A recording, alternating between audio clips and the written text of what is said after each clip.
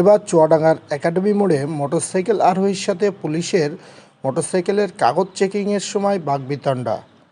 Social media viral.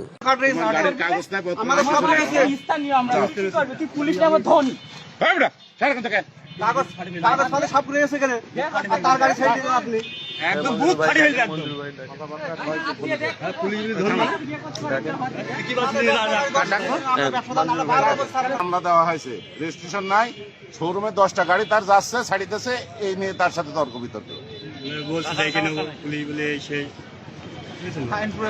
উনি একটা অন্যায় করেছে, ঠিক আছে, মুখ খারাপটা করেছে, এইটি একটা উনার অপরাধ।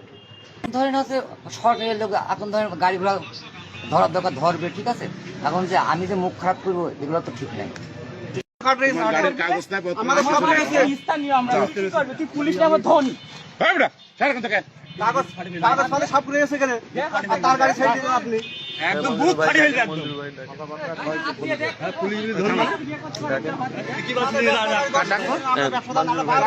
মামলা দেওয়া হয়েছে, রেজিস্ট্রেশন নাই, শোরুমে 10টা গাড়ি তার যাচ্ছে ছাড়িতেছে, এই নিয়ে তার সাথে তর্ক বিতর্ক।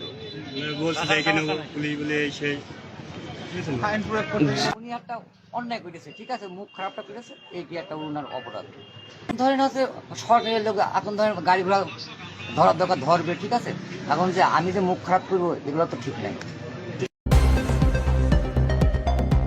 সত্যের সন্ধানে দক্ষিণ বাংলা।